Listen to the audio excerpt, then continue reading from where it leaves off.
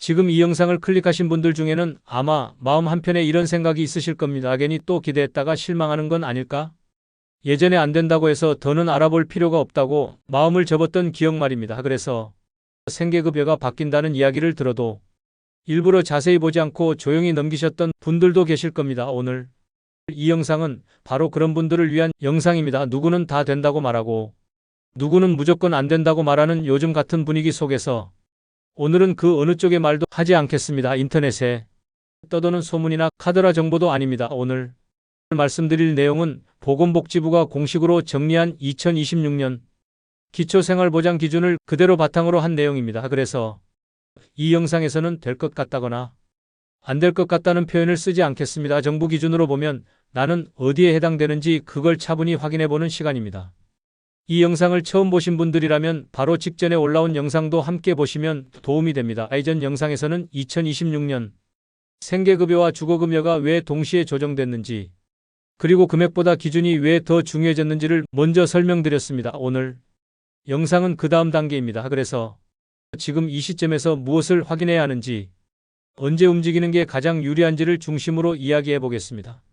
지난 영상 이후 가장 많이 받은 질문은 딱 하나였습니다. 생계급여는 언제까지 신청해야 하느냐는 질문입니다. 이미 늦은 건 아닌지, 지금 바로 신청해야 하는 건지, 아니면 내년까지 기다려야 하는 건지 정말 많은 분들이 물어보셨습니다. 그래서 오늘은 이 질문부터 정확하게 정리하고 시작하겠습니다. 생계급여는 신청, 마감일이 정해진 제도가 아닙니다. 선착순으로 받는 지원금도 아닙니다. 기준에 맞으면 연중 언제든 신청할 수 있습니다. 여기까지만 들으시면 그럼 아무 때나 해도 되는 거 아니냐고 생각하실 수 있습니다. 하지만 여기서 가장 중요한 포인트가 하나 있습니다. 생계급여는 언제 신청하느냐에 따라 실제로 적용되는 기준과 판단 시점이 달라진다는 점입니다.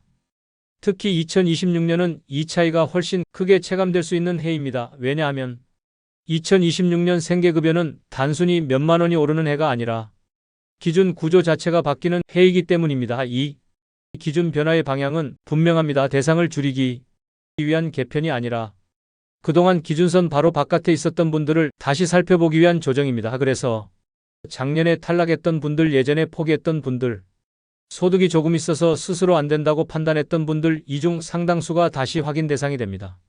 많은 분들이 생계급여를 아주 가난해야만 받을 수 있는 제도라고 생각합니다. 하지만 정부가 실제로 운영하는 생계급여는 그렇게 단순하지 않습니다. 정부는 항상 세 가지를 함께 봅니다. 소득, 재산, 그리고 가구 구성입니다. 이 세 가지를 종합해서 소득인정액이라는 하나의 금액을 만들고 그 금액이 기준 중위소득의 일정 비율 이하인지로 판단합니다. 여기서 중요한 건 소득이 있느냐 없느냐, 재산이 있느냐 없느냐가 아닙니다. 어떻게 계산되느냐, 어떤 기준으로 환산되느냐, 그리고 어느 연도의 기준을 적용하느냐입니다. 보건복지부는 2026년 기준 중위소득을 산정하면서 통계청 가계동향조사 한국은행 소비자물가 지수, 실제 가구 지출 구조를 반영했다고 공식적으로 밝혔습니다. 이 말은 정부가 최소 생활에 필요한 비용이 이전보다 늘어났다는 사실을 인정했다는 뜻입니다. 그래서 기준선 자체가 올라가게 됩니다. 기준선이 올라간다는 건 아주 중요한 의미를 가집니다. 예전에 기준 바로 위에 있어서 탈락했던 분들, 몇만 원 차이로 안 됐던 분들이 다시 기준 안으로 들어올 가능성이 생긴다는 뜻입니다. 이제 소득 기준부터 하나씩 살펴보겠습니다. 생계급여에서 말하는 소득은 단순히 월급만을 의미하지 않습니다. 기초연금, 일용근로, 소득, 아르바이트, 임시소득, 각종 이전 소득까지 모두 포함됩니다. 그래서 많은 분들이 이렇게 생각합니다. 뭐라도 벌면 안 되는 거 아니냐고 말입니다. 하지만 실제 구조는 그렇지 않습니다. 정부는 모든 소득을 그대로 100% 반영하지 않습니다. 일정 부분은 공제하고 일정 부분은 환산합니다. 이 구조를 모르고 소득이 있다는 이유만으로 스스로 포기하는 경우가 가장 많습니다. 특히 고령층에서 가장 많이 나오는 질문이 기초연금을 받으면 생계급여는 끝난 거 아니냐는 질문입니다. 결론부터 말씀드리면 그렇지 않습니다. 기초연금은 소득으로 포함되지만 전액이 그대로 적용되는 구조는 아닙니다. 그리고 생계급여는 소득이 0원인 사람만 받는 제도가 아닙니다. 정부가 정한 기준, 금액과 본인의 소득 인정액의 차이를 보전하는 방식입니다. 그래서 기초연금을 받으면서도 생계급여 대상이 되는 분들이 실제로 존재합니다. 이걸 모르고 아예 신청조차 하지 않는 분들이 많습니다. 근로소득도 마찬가지입니다. 일용직이든 단기 근로든 아르바이트든 일정 금액까지는 전부 불리하게 계산되지 않습니다. 정부는 일을 하지 말라고 만드는 제도가 아니라 최소한의 생활을 유지하면서도 일할 수 있도록 설계하고 있습니다. 그래서 소득이 조금 있다고 해서 바로 탈락시키지 않습니다. 특히 2026년 기준에서는 기준 중위소득이 올라가면서 이 공제 구조의 체감 효과가 더 커집니다. 작년에 소득 때문에 탈락했던 분들 중 상당수는 다시 확인해 볼 필요가 있습니다. 다음은 재산입니다. 재산은 많은 분들이 가장 걱정하는 부분이지만 동시에 가장 오해가 많은 부분이기도 합니다. 집이 있으면 무조건 안 된다고 생각하시는 분들이 많습니다. 하지만 생계급여에서 재산은 단순 보유 여부가 아니라 기준 초과 여부로 판단합니다. 그리고 이 기준은 지역별로 다릅니다. 대도시, 중소도시, 농어촌 기준이 각각 다르고 같은 재산이라도 어디에 사느냐에 따라 결과가 달라집니다. 실거주 목적의 주택은 소득으로 환산해 계산합니다. 이 과정에서 오래된 주택, 소형주택은 예전보다 부담이 줄어드는 구조입니다. 그래서 예전에 집 때문에 안 된다고 들었던 분들도 2026년 기준으로는 다시 확인해 볼 필요가 있습니다. 특히 혼자 오래 거주한 주택을 가진 고령층의 경우 단순히 집이 있다는 이유만으로 탈락하는 구조는 점점 완화되고 있습니다. 자동차도 많이 달라졌습니다. 이전에는 배기량 기준 때문에 탈락하는 경우가 많았습니다. 하지만 이제는 차량 가격과 용도를 중심으로 판단합니다. 생계형 이동수단인지 고가 자산인지를 구분합니다. 이 변화로 인해 이동을 위해 차량이 꼭 필요한 분들이 탈락하는 경우는 크게 줄어들었습니다. 이 부분 역시 예전 기준으로 포기했던 분들이 다시 확인해야 할 지점입니다. 여기까지가 소득과 재산 기준의 큰 흐름입니다. 이제 왜 신청 시점이 중요한지 다시 한번 연결해 보겠습니다. 같은 소득, 같은 재산, 같은 조건이라도 어느 연도의 기준을 적용받느냐에 따라 결과가 달라질 수 있습니다. 특히 기준선 근처에 있는 가구일수록 이 차이는 더 크게 체감됩니다. 그래서 2026년 기준을 적용받고 싶다면 그 전에 최소한 한 번은 확인하고 준비해 둘 필요가 있습니다.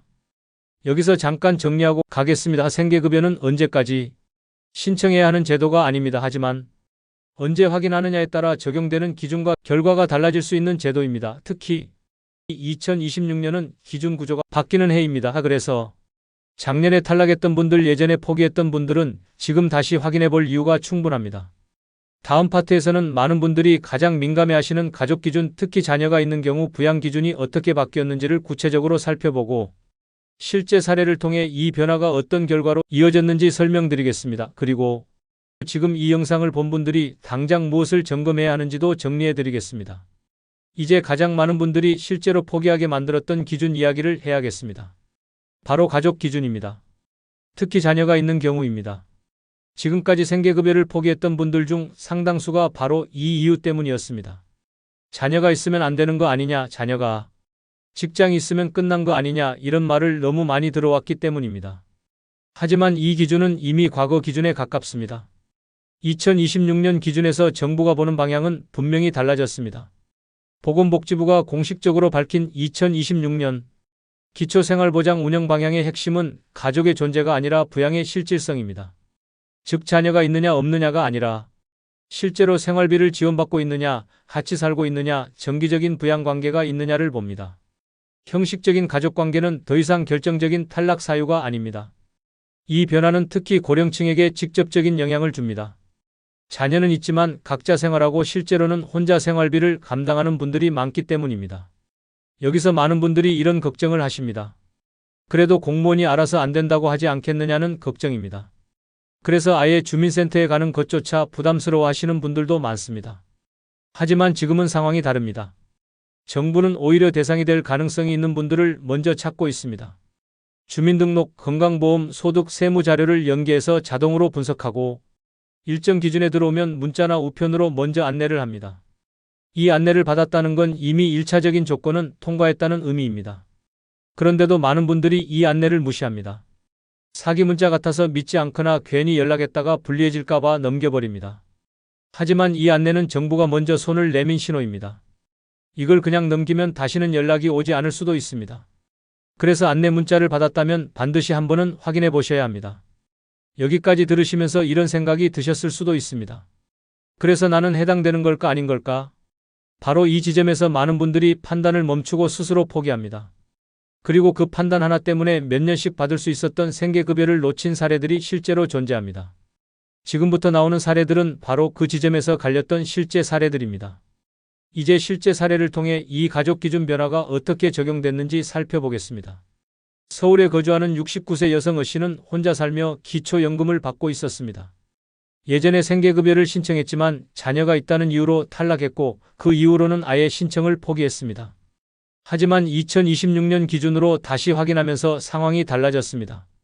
자녀와는 별도 거주하고 있었고 실제로 생활비나 용돈을 지원받고 있지 않다는 점이 확인됐습니다. 그 결과 의 씨는 다시 생계급여 대상에 포함됐습니다. 의 씨가 가장 놀랐던 건 자녀가 있다는 이유만으로 더 이상 탈락하지 않는다는 점이었습니다.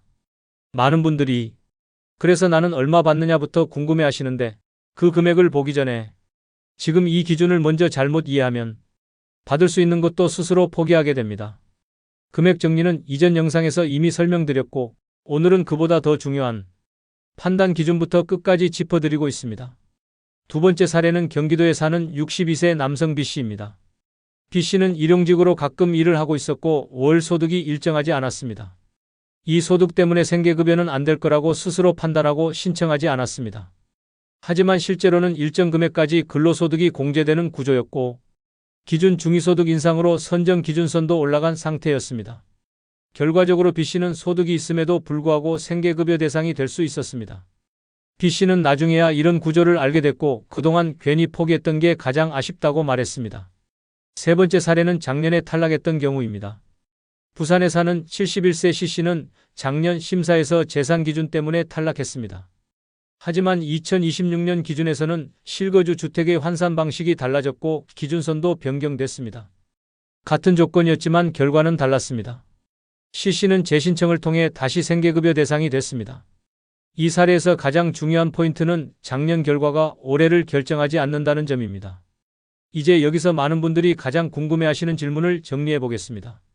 그럼 지금 이 영상을 본 사람은 당장 무엇을 해야 하느냐는 질문입니다. 결론부터 말씀드리면 지금 당장 무조건 신청하라는 이야기는 아닙니다. 하지만 지금 시점에서 반드시 해야 할 확인은 있습니다. 이걸 하지 않으면 2026년 기준 변화의 혜택을 그대로 놓칠 수 있습니다. 첫 번째는 본인이 확인 대상자인지 점검하는 것입니다. 작년에 생계급여를 신청했다가 탈락한 적이 있는 분, 자녀가 있다는 이유로 포기했던 분, 소득이 조금 있어서 스스로 안 된다고 판단했던 분, 최근 몇 개월 사이 소득근로동거 상황이 바뀐 분, 생계급여나 주거급여 관련 안내 문자나 우편을 받아본 적이 있는 분 중 하나라도 해당된다면 이미 확인 대상자입니다. 2단계에서 중요한 건 내가 확실히 되느냐가 아니라 확인해 볼 가치가 있느냐입니다. 두 번째는 주민센터나 복지로를 통해 가능 여부를 확인하는 것입니다. 생계급여는 자격이 확실할 때만 신청하는 제도가 아닙니다. 가능한지 확인하기 위해 문의하고 신청하는 제도입니다. 주민센터에 전화로 문의하거나 복지로 홈페이지에서 상담이나 신청 절차를 확인하는 단계까지는 불이익이 전혀 없습니다. 오히려 담당자를 통해 현재 기준에서 어떤 부분을 더 확인해야 하는지 방향을 잡을 수 있습니다. 혼자서 판단하는 것보다 훨씬 정확합니다. 세 번째는 타이밍을 놓치지 않는 것입니다. 2026년 생계급여 기준은 2026년 1월부터 적용됩니다. 연중 언제든 신청할 수 있는 제도지만 연말과 연초는 신청과 상담이 몰리는 시기입니다. 그래서 미리 확인하고 상담을 받아두는 것이 훨씬 유리합니다. 특히 작년에 탈락했거나 예전에 포기했던 분들은 2025년 말부터 미리 상담을 받아두고 2026년 초에 다시 신청하는 흐름이 가장 이상적입니다. 여기서 꼭 짚고 넘어가야 할 부분이 하나 더 있습니다. 자동 인상, 자동 적용이라는 말만 믿고 아무것도 하지 않는 경우입니다. 기존 수급자는 별도 신청 없이 인상된 금액이 적용됩니다. 하지만 소득이나 재산 상황이 변했다면 반드시 신고해야 합니다. 신고를 하지 않으면 나중에 중단되거나 환수 문제가 생길 수 있습니다. 자동이라는 말은 확인할 필요가 없다는 뜻이 아닙니다.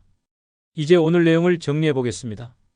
2026년 생계급여는 단순한 금액 인상이 아니라 기준 구조가 바뀐 제도입니다. 소득이 조금 있다고 해서 바로 탈락하지 않습니다. 집이 있다고 해서 무조건 제외되지 않습니다. 자녀가 있다는 이유만으로 더 이상 탈락하지 않습니다. 그리고 작년에 안 됐다고 해서 올해도 안 되는 건 아닙니다. 가장 중요한 건 이겁니다. 생계급여는 안 되는 사람이 정해져 있는 제도가 아니라 확인하지 않아서 놓치는 경우가 훨씬 많다는 점입니다. 오늘 영상이 그 확인의 출발점이 되셨으면 좋겠습니다. 혹시 주변에 예전에 탈락해서 포기하고 계신 분이 있다면 오늘 영상 내용을 꼭 전해주시기 바랍니다. 정보를 아는 것만으로도 상황은 달라질 수 있습니다. 다음 영상에서는 생계급여가 자동으로 인상된다고 해도 실제로 중단되는 사례와 많은 분들이 실수하는 부분을 다뤄보겠습니다. 이건 현장에서 정말 자주 발생하는 문제입니다. 미리 알고 계시면 불필요한 손해를 막을 수 있습니다. 여러분의 상황이 이 중 어디에 가까운지 댓글로 남겨주셔도 좋습니다. 여러분의 질문과 사례를 바탕으로 다음 영상에서 더 구체적으로 다뤄보겠습니다. 정책은 기다리는 사람에게 오는 게 아니라 확인하는 사람에게 먼저 옵니다. 오늘 영상이 그 시작이 되길 바랍니다.